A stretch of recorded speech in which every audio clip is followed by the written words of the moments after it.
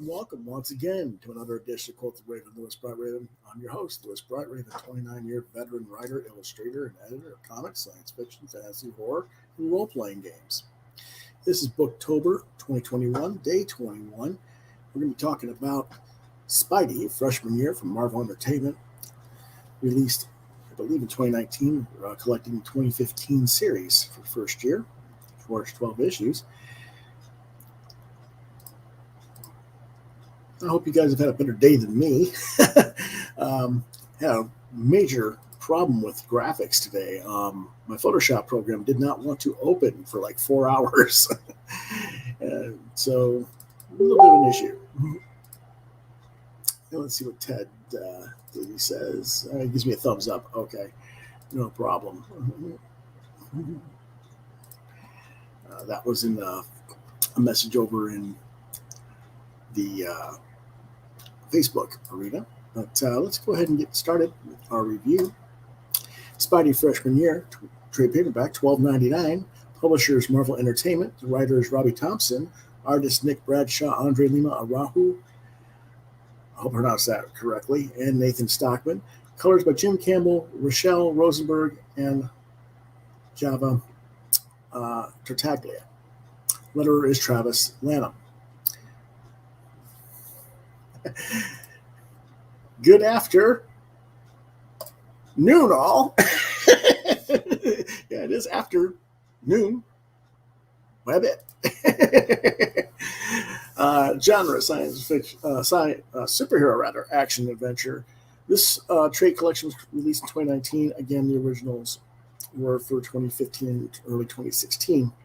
What it's about: this is the revamped early years of Peter Parker as young teen Spider-Man.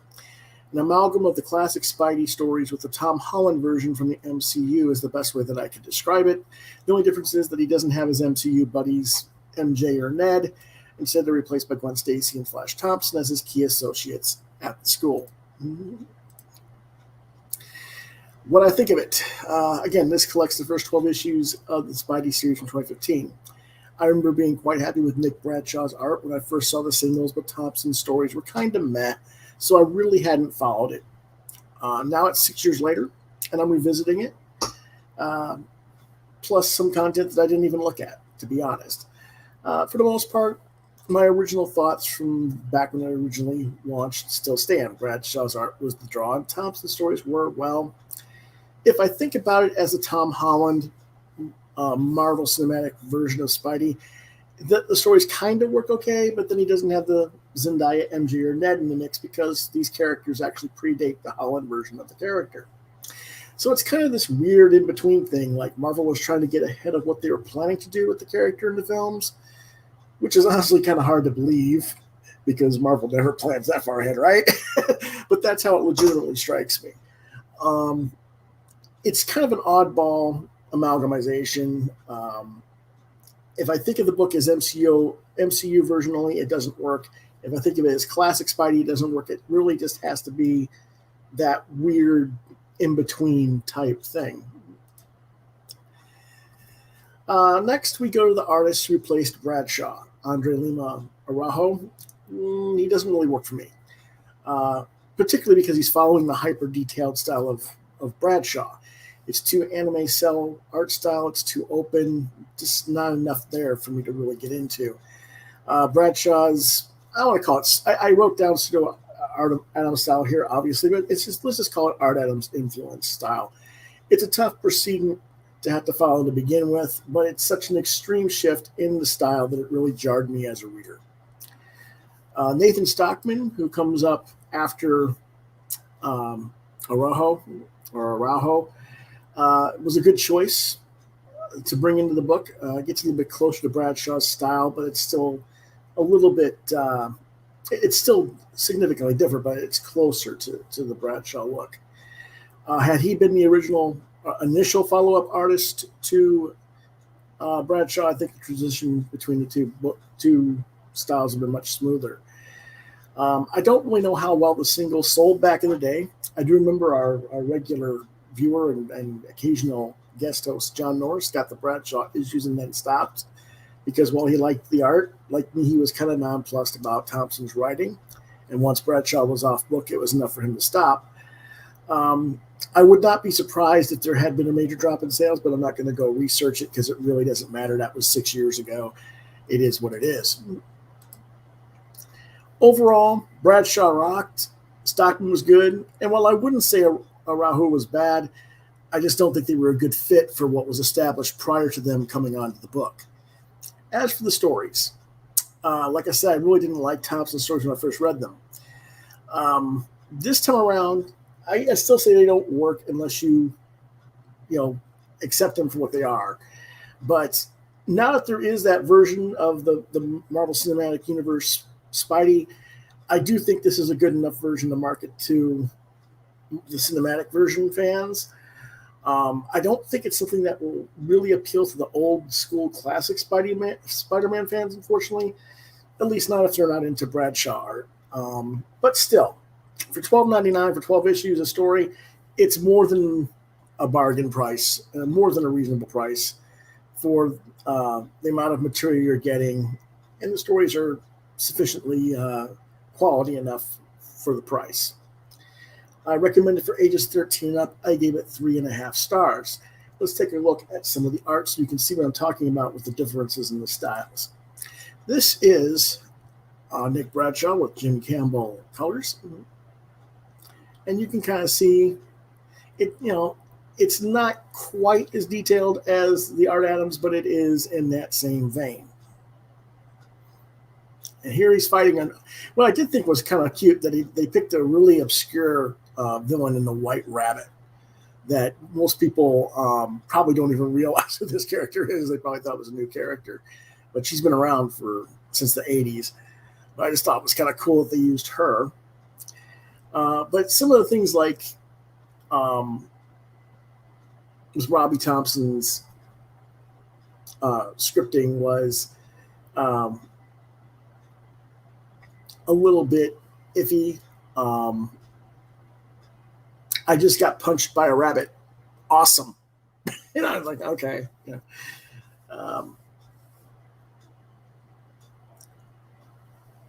Or what's up, Doc? Wrong rabbit, genius. It's like, okay, it is what it is. But of course, he defeats her and gets a photo shot in there. And it's cute to say busted, no filter, with his hand right over her bust, because she is a pretty busty character. But it's like, okay, it's cute. He gets over back to school where he's late, and the principal's walking around. I don't know why people walk around looking with their face down into a file, but okay, whatever. He's now leaped up to the ceiling and holding on to the ceiling with his sneakers in his mouth, or the shoestrings of his sneakers in his mouth. It's still pretty cool looking.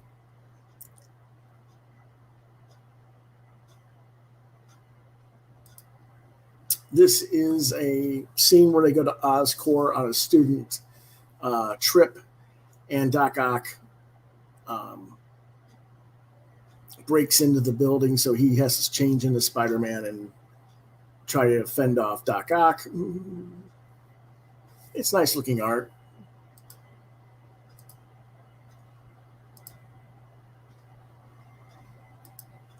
And this is another scene from another issue of Nick's where he's facing the Sandman. And again, it's nice artwork. It's nice detail. It's well done. Some of the dialogue, like I said, is a little bit weird, but dork self-activated. I don't know, but like I said, if I was buying this, I would be buying it for the art more so than the scripting. Now here is the next artist, though, Lima Araujo, and you can see it's a completely different art style that just doesn't have the same caliber of quality at all. It doesn't mean the art is bad, but if you were following up Bradshaw with, would you want to be that guy? I mean, and here he's facing it's supposed to be. He thinks it's Dr. Doom. It's actually a Doom bot, but because after all, when does Doom run around with a hoodie? It's like, use your brain there, Spidey. But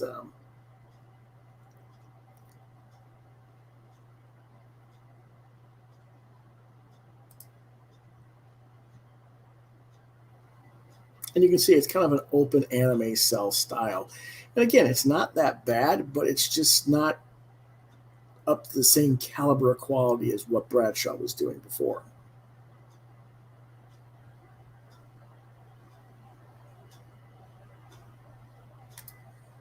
Now this is Nathan Stockman, which is a much closer detailed style, and it's certainly still different from what Nick Bradshaw was doing, but it is closer in the details and vein of style, I think, than what Andre's art was. Of course, here he's fighting Kraven the Hunter, who's using different weapons from other parties because he's actually working with the Sinister Six at this time, testing Spider-Man as to what he can do or not do. Here's another scene where Spidey teams up with Captain America against AIM and MODOK.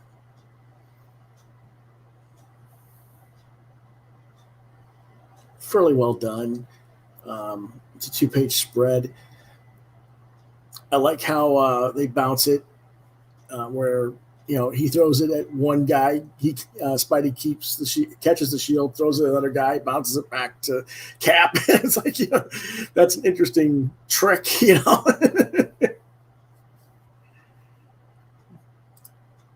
And then the next day, of course, this is a really good scene. I had to add this in because it's Jonah doing an editorial, doing his usual rundown of AIM,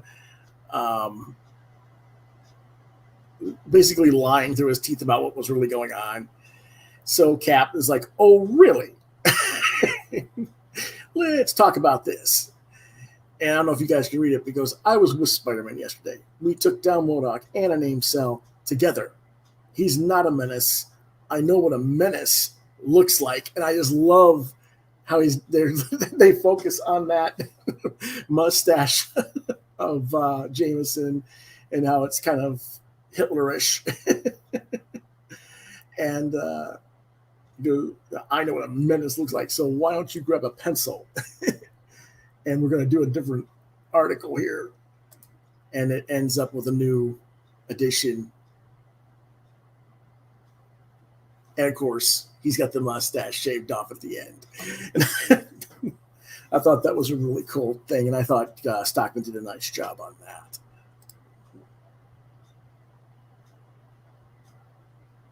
So overall, 3.5 stars. Certainly worth the money.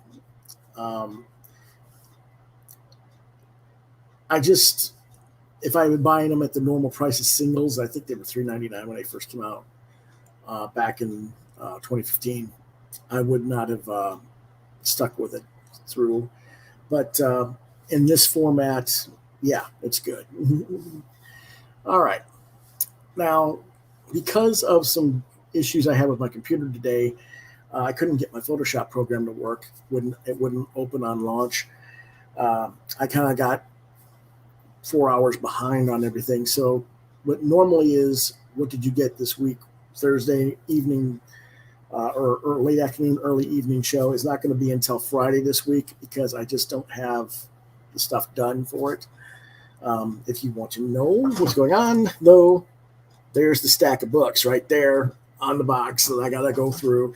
So it's quite a thing to do. But I will let you know real quick. We got Evermore Falls trade paperback, back issue 131.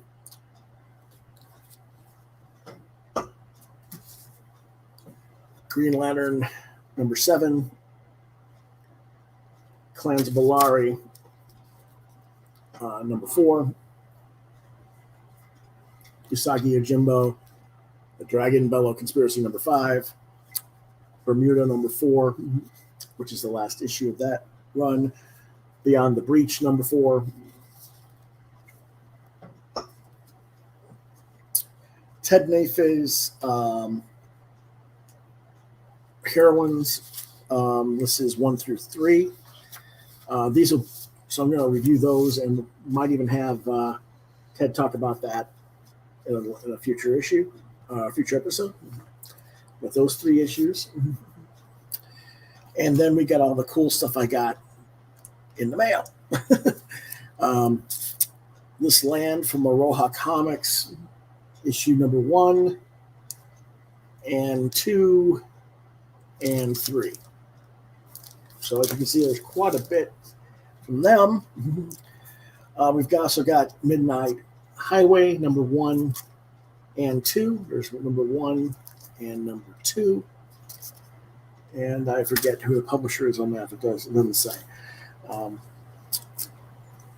We've also got Black Jackets 1 and 2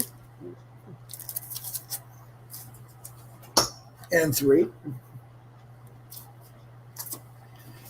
And then we have Undercity Tales, Chapter 1, and Hocus Pocus, or Pocus Hocus, rather, Chapter 1. So quite a bit of stuff I've got to review, get read and reviewed for tomorrow. Some of the stuff I've read, I just haven't written it all down yet. But like I said, quite the busy schedule. So that'll be tomorrow for what's going on there. And we'll also have tomorrow's book for Booktober, which is Whisper, Omnibus Volume 1 by Stephen Grant, Rich Larson, Del Barris, and other members, Norm Brayfogle, Tim Bogart, and others. So that'll be tomorrow at 1 p.m. And then later in the afternoon, I'll get the What Did You Get This Week stuff as well. On top of that, Saturday, from noon to 2 p.m. at Scratch and Spin, Music, Comics, and Movies. That's my local comic shop here in Columbia, South Carolina. It's in the Triangle City area on 12th Street, 513 12th Street, across from the Zesto's restaurant. They're going to have their Wonder Woman Day celebrating the 80th anniversary of Wonder Woman. You can get a copy of each of those books that you see on the camera. That's Wonder Woman Day, Diana, Princess of the Amazons, and Wonder Woman Tempest Tossed. And you can meet with cosplayer Alexandria Young, who will be cosplaying as Wonder Woman. She's a sweetheart, cool, really cool person. I'll probably try to visit myself, so you might see me there if you're in the local Columbia, South Carolina area. That is Saturday from noon to 2. And because of this, the Saturday Booktober show will run a little bit late, later in the afternoon. But then Saturday, we'll have the Press Start to Play, will be the Booktober book, which is an anthology book, short stories. And then Saturday night, we will have Classic Horror Movies Week 1.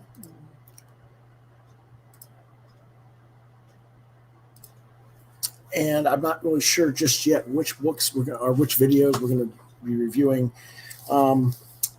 Cat People, Curse the Cat People, I've got Horror of Dracula, which is Christopher Lee's first film, first time he played Dracula. I got some other horror classics here. So it'll be something in that range of what I'm going to be reviewing on Saturday this week, and then again next week, Saturday, right before Halloween. So that's what's going on. And we will see you guys next time. But in the meantime, what is that noise? Oh. There's a little slip of the due paperback from the library, and the fan was blowing it.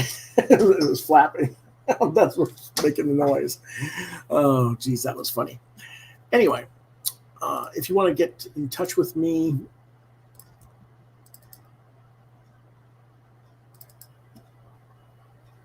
I'm on Facebook at Lewis.BrightRaven, at Twitter at LewisBrightRaven2. You can find my artwork at deviantart.com/BrightRaven. You have been watching Quoth the Raven, Lewis Bright Raven exclusively on YouTube. If you have questions, comments, you want to make suggestions on topics I can talk about in a future episode, you want to commission artwork, what have you, Quoth the Raven, LBR72 at gmail.com is the address to try to reach me at. And if for some reason I don't get back to you within, say, 24 to 48 hours, try LewisBrightRaven at yahoo.com. If you liked this video or you think others might, please hit the like, share, and subscribe buttons to continue to get content from this channel. As always, I thank you for your support. Until tomorrow, then, we will see you next time. Have a good one.